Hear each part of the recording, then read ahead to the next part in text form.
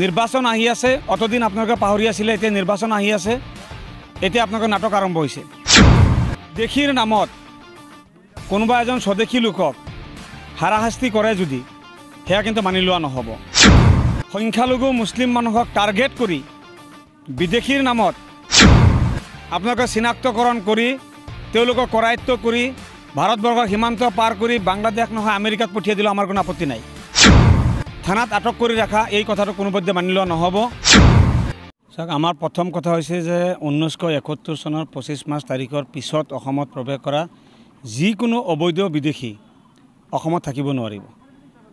আৰু 1971 চনৰ 25 মাৰ্চ তাৰিখৰ পূৰ্বৰ যিসকল লোক, তেওঁ হিন্দু হওক মুছলমান হওক, সকলো 71 চনৰ 25 মাৰ্চ তাৰিখৰ পূৰ্বৰ সকলোখিনি লোকেই ভাৰতীয় নাগৰিক আৰু তেওঁলোকক আমি সমান মৰ্যাদা আৰু সমান অধিকাৰ দিব লাগিব। আজি যোৱা 2-3 দিন ধৰি আমি অসমৰ বিভিন্ন প্ৰান্তৰ পৰা আমি টেলিফোনত খবৰ পাই আছোঁ যে কিছুসংখ্যক লোকক আৰক্ষীয়ে আটক কৰি আছে বিদেশীৰ নামত। আমি আৰক্ষী কৰ্তৃপক্ষক, অসম চৰকাৰক বা ভাৰত চৰকাৰক আমি আহ্বান কৰোঁ, যিসকল অবৈধ বিদেশী আপোনালোকে তেওঁলোকক ধৰক, আমাৰ কোনো আপত্তি নাথাকিব, আমি সহযোগ কৰিম। কিন্তু বিদেশীৰ নামত কোনোবা এজন স্বদেশী লোকক হাৰাশাস্তি কৰে যদি সেয়া কিন্তু মানি লোৱা নহ'ব। নিৰ্বাচন আহি আছে, অতদিন আপোনালোকে পাহৰি আছিলে, এতিয়া নিৰ্বাচন আহি আছে, এতিয়া আপোনালোকৰ নাটক আৰম্ভ হৈছে। গতিকে এই ধৰণৰ যদি সংখ্যালঘু মুছলিম মানুহক টাৰ্গেট কৰি বিদেশীৰ নামত পুনৰাই যদি ৰাজ্যখন উত্তপ্ত কৰিব বিচাৰে, তেতিয়া কিন্তু আমি হাত সাৱটি বহি নাথাকোঁ। আমি গণতান্ত্ৰিকভাৱে আমি আন্দোলনৰ কাৰ্যসূচী ল'বৰ কাৰণে বাধ্য হ'ম। আমি চৰকাৰক পুনৰাই আহ্বান কৰোঁ যে 1971 চনৰ 25 মাৰ্চ তাৰিখৰ পিছত অসমত প্ৰৱেশ কৰা হিন্দু হওক মুছলমান হওক অবৈধ বিদেশীক আপোনালোকে চিনাক্তকৰণ কৰি তেওঁলোকক কৰায়ত্ব কৰি ভাৰতবৰ্ষৰ সীমান্ত পাৰ কৰি বাংলাদেশ নহয় আমেৰিকাত পঠিয়াই দিলে আমাৰ কোনো আপত্তি নাই, আমি সহযোগ কৰি গৈ থাকিম।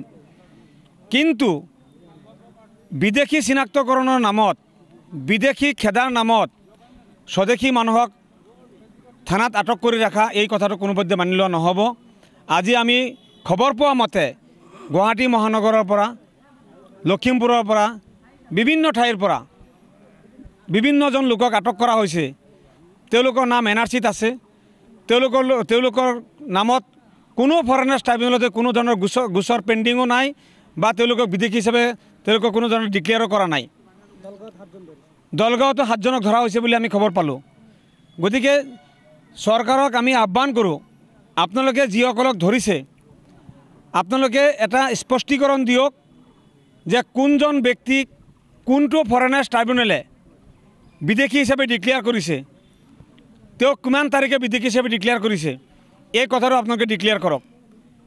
আৰু অন্যথাই আজি যিবিলাক মানুহক আটক কৰা হৈছে সেই পৰিয়ালসমূহ আমাৰ আজিৰ তাৰিখত যি এটা আতংকময় পৰিৱেশত আছে, এই আতংক দূৰ কৰিব লাগিব চৰকাৰে। গতিকে চৰকাৰে যদি সঠিকভাৱে এই গোটেই বিষয়টো টেকেল নকৰে, তেতিয়াহ'লে আমি ৰাইজৰ দলৰ ফালৰ পৰা আমি এক বৃহৎ আকাৰে গণতান্ত্ৰিক আন্দোলনৰ কাৰ্যসূচী ল'বৰ কাৰণে আমি বাধ্য হ'ম। আমাৰ কথা আমি আকৌ কৈ আছোঁ যে আমি বিদেশীৰ পক্ষত নাই, কিন্তু কোনো স্বদেশীক বিদেশী চিনাক্তকৰণ বা বিদেশী খেদাৰ নামত অত্যাচাৰ কৰিব, নিৰ্যাতন কৰিব, চৰকাৰী পৃষ্ঠপোষকতাত বা চৰকাৰী পুলিচে তেওঁলোকক আটক কৰি গোটেই নিশা ৰাখি থ'ব, গোটেই দিনভৰ তেখেতসকলক থানাত আবদ্ধ কৰি ৰাখিব, পুলিচৰ আৰক্ষী ছাউনীত ৰাখি থ'ব, এনেকুৱা ধৰণৰ কামবিলাক কৰিব দিয়া নহ'ব। গতিকে চৰকাৰে যিসকলক আটক কৰি আছে তেওঁলোকৰ স্পষ্টীকৰণ দিয়ক যে তেওঁলোক সঁচাকৈ বিদেশী নে আচলতে স্বদেশী হয়। আমি গম পোৱা মতে ডিটেনশ্যন কেম্পত দিন অতিবাহিত কৰি অহা লোককো আবদ্ধ কৰি আছে। মাননীয় উচ্চতম ন্যায়ালয়ে নিৰ্দেশনা দিছে, যিসকল লোক ডিটেনশ্যন কেম্পত আবদ্ধ হৈ থাকে তেওঁলোকক 2 বছৰ অতিক্ৰম কৰাৰ পিছত তেওঁলোকক মুকলি কৰি দিব লাগিব। তো মুকলি কৰি দিয়াৰ পিছত আকৌ কিয় তেওঁলোকক আবদ্ধ কৰি থকা হৈ আছে? বাংলাদেশৰ লগত কিবা প্ৰত্যাৱৰ্তন চুক্তি কৰা হৈছে নেকি? বিদেশী প্ৰত্যাৱৰ্তন কৰা চুক্তি হৈছে নেকি? যদি হৈছে সেই কথাও ৰাজহুৱা কৰিব লাগে। আৰু যিসকল ডিক্লেয়াৰ্ড ফৰেনাৰ আছে তেওঁলোকক বাংলাদেশ চৰকাৰক গতাই দিয়া হওক। কিন্তু এই মানুহবিলাকক ধৰি নি মানৱতা খৰ্ব কৰি ৰাতিৰ আন্ধাৰত ক'ৰবাত নি পেলাই দিব, ৰাতিৰ আন্ধাৰত বৰ্ডাৰ পাৰ কৰি থৈ আহিব, কোনোবাই গুলিয়াই মাৰিব, কোনোবাই লাঠিৰে কোবাব, তেনেকুৱা ধৰণৰ পৰিৱেশ এটা কৰিবৰ কাৰণে কোনোপধ্যে দিয়া নহ'ব। এই কথা স্পষ্ট। আৰু এই কথা আমি অসম চৰকাৰ আৰু ভাৰত চৰকাৰক আমি জনাই দিছোঁ।